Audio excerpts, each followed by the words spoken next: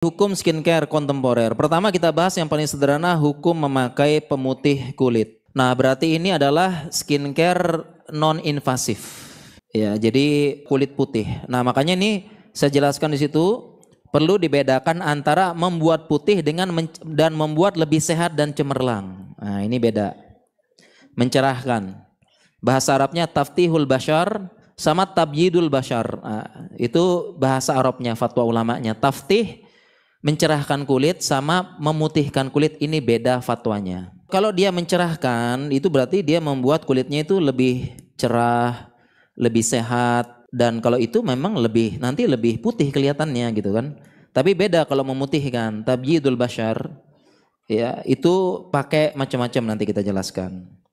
Nah, pertama membuat kulit putih ada dua keadaan. Pertama dirinci apakah mengubah sementara atau selamanya, atau membuat putih mengembalikan menjadi putih karena berubah karena penyakit. Yang pertama itu mengubah untuk selamanya.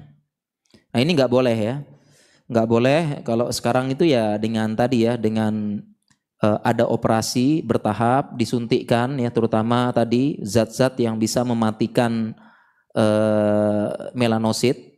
Ya, salah satunya yang paling terkenal sekarang tulisannya glutation, atau baca sebagian mengeja glutathione ya.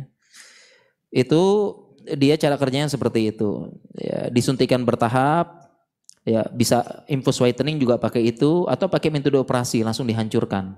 Nah, ini hukumnya tidak boleh. Kemudian mengubah untuk sementara, ini hukumnya boleh karena ada fatwa Syekh Utsaimin, amma idza kana yubayyidul wajha fi waqtin muayyan wa idza ghazala zala fala bas. Kalau memutihkan wajah sementara itu enggak apa-apa. Apalagi kalau dia dicuci hilang, enggak apa-apa begitu. Yang kedua, mengembalikan jadi putih karena berubah. Ini enggak apa-apa ya, karena memang dia kena penyakit tertentu. Salah satunya kena melasma.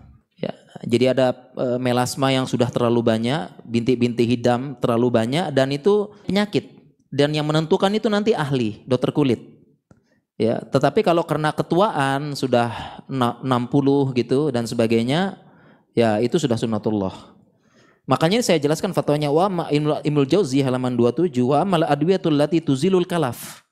Adapun obat yang bisa menghilangkan kalaf itu bintik hitam, noda, bahasa kita melasma.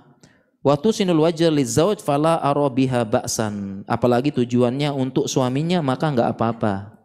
Jadi di zaman Ibnul Jauzi, zaman dahulu kala, ini sudah ada obat yang bisa menghilangkan bintik-bintik noda hitam.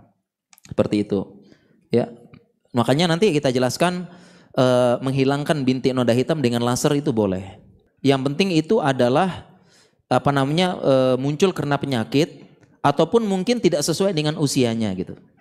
Dan ini yang menentukan adalah ahli, seperti itu. Ya, itu jadi boleh ya.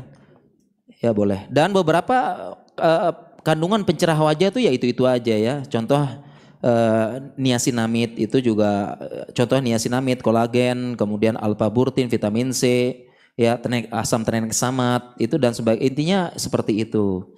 Ya, intinya juga hampir sama produk. Kalau ada krim pagi, krim malam. Krim pagi intinya untuk kelembaban, sedangkan krim malam untuk regenerasi dan sebagainya. Biasanya serum seperti itu.